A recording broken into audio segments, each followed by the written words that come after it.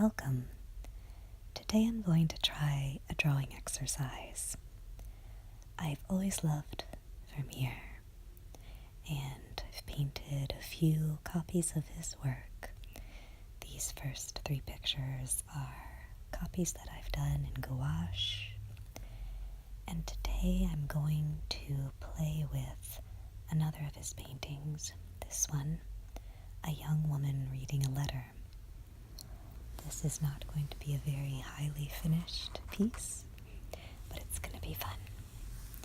I saw online some videos of people doing drawing challenges where they draw the same picture, first taking 10 minutes to draw it, then taking 1 minute to draw it, and finally taking only 30 seconds to draw the same picture. So I'm going to test this out today. I hope you guys have fun watching it. I'm going to read you a bit from a book on Vermeer that I have while I'm doing the 10-minute drawing, since that's quite a long time to just sit and watch someone draw. So here we go with the 10-minute drawing. This is what my book has to say on a young woman reading a letter. A young woman reading a letter is the first picture in which the artist may be said to have found the subject that, more than any other, he would go on to make truly his own, the depiction of a young woman in an elegant contemporary interior. Vermeer brings to this subject all the artistic means at his disposal, above all, his skill in the very precise perspective construction of depicted space, and his newly complete mastery of subtly different techniques for applying paint. Here, Vermeer employs for the first time a type of pictorial composition that we will find recurring in ever-new variations in much of his later work. Viewers are invited to look into the corner of a domestic interior. To the left is a window, the sole source of illumination. A back wall, always pale, runs parallel to the picture plane and serves as a foil for the calmly preoccupied figure standing or sitting in front of it and at a table. Here, bright sunlight falls through the open window into a high-ceilinged room in which we discover a young woman shown in profile and engaged in reading a letter. The picture is exceptionally tall, but the ostensibly empty space that constitutes its upper third or so adds greatly to the calm it radiates. Vermeer was to depict young women engaged in either reading or writing a letter in 5 subsequent paintings. These were subjects he would have encountered in the work of Gerard Terborch. This picture is especially notable for its heightened degree of illusionism. This is found in individual motifs, such as the trompe-l'oeil effect of the pale green curtain in the right foreground, which frames the composition rather than forming part of it. We are easily persuaded to imagine that this curtain has just been pulled aside, allowing us to gaze at the true subject of the picture. The use of drapery in this way is frequently found in the work of Delft painters in the mid-17th century, and it was especially favored by architectural painters such as Gerard Huguist. However, whereas in his work a curtain in the foreground and a view beyond of the church interior with its tiny figures would effectively represent 2 distinct levels of reality, in Vermeer's picture, the curtain and the figure beyond are rendered on the same scale. It is this that allows Vermeer to alert us to the unresolved ambivalence as regards the curtain's position, which does nothing to dispel the power of the illusion. We may assume that it hangs in front of the frame, and thus outside the picture.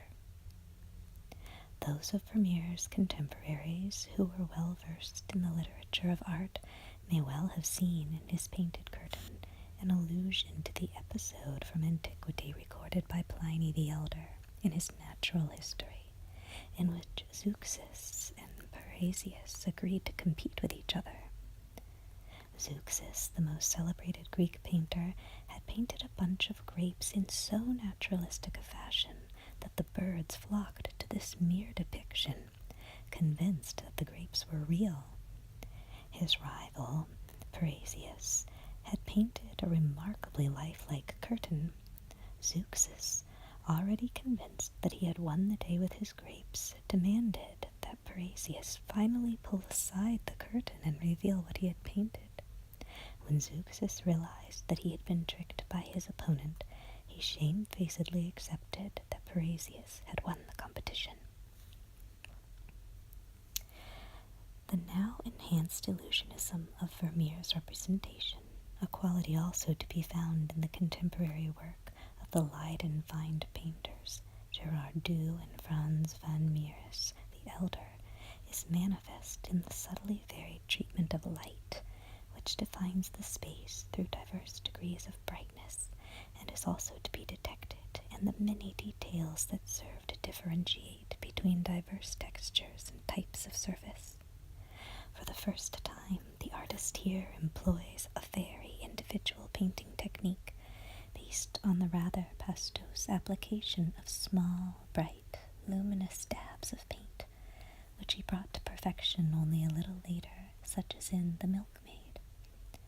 Vermeer created his young woman reading a letter in several stages, and he carried out many corrections. It has frequently been observed that neither the pose of the young woman, nor her hairstyle, nor the shape of her white collar correspond precisely with the reflection in the window, which is itself a brilliant example of Vermeer's skill in illusionism. As X-rays have revealed, Vermeer originally made the figure of the young woman smaller and had her turning away from the viewer so as to show a lost profile. In altering her size and position, he seems not, however, to have altered her reflection. The curtain to the right was also a later addition. So now we're part way through the 10-minute drawing. And for me, even a 10-minute drawing is actually a pretty fast drawing because I tend to be very slow and detailed and precise when I'm sketching. So 10 minutes, I already felt a little pressed for time, but I like trying to push myself in my art. So I'm hoping to do a few more of these challenges and accustom myself to working a little bit more quickly than my natural comfort zone allows. I tend to get caught up in details. Do you do that? Sometimes that can be a good thing.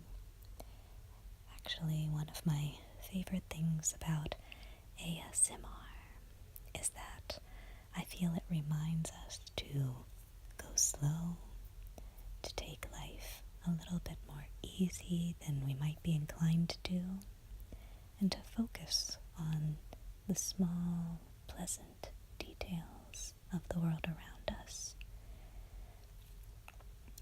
One of the things I enjoy about making art, and especially about copying famous works of art, is that I get to, for a short time, immerse myself in this other tiny world and just sort of float off into all the little details of a scene.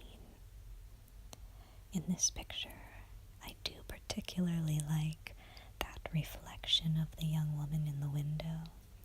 I remember noticing it for the first time and just kind of being blown away by that little detail. Vermeer is one of my very favorite painters, mostly because of his use of light, and I like how the pictures are very intimate and realistic in their content, but I also like that they are not hyper-realistic. They're quite painterly and almost a little blurred in areas, precise still, and yet blurred as the eye actually sees things we don't in real life see every tiny detail as we're looking around a room. Our eyes tend to catch here and there on little bits of light and shadow.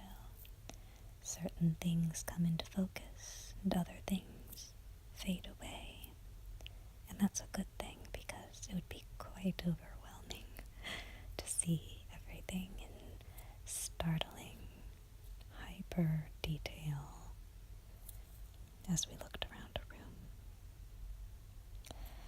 So, this 10-minute drawing is almost complete.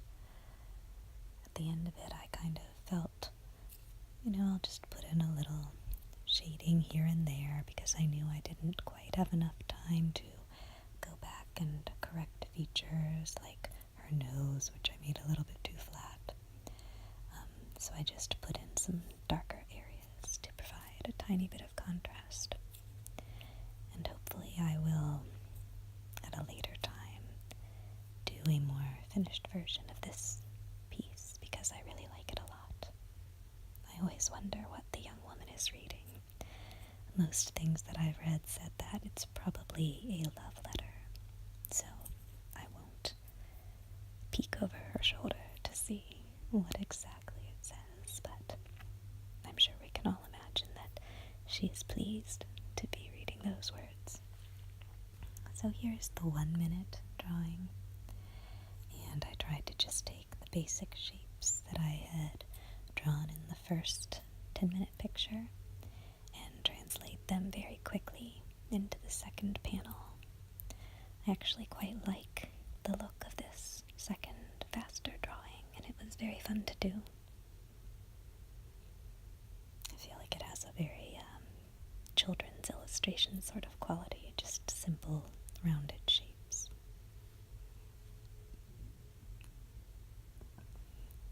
And I did turn off the sound that was going on in the original video because I didn't have a nice timer to use. I just had an alarm clock and it was a very unpleasant sounding alarm. You all would not have enjoyed it. So here goes the 30-second drawing, which of course will be even more simplistic.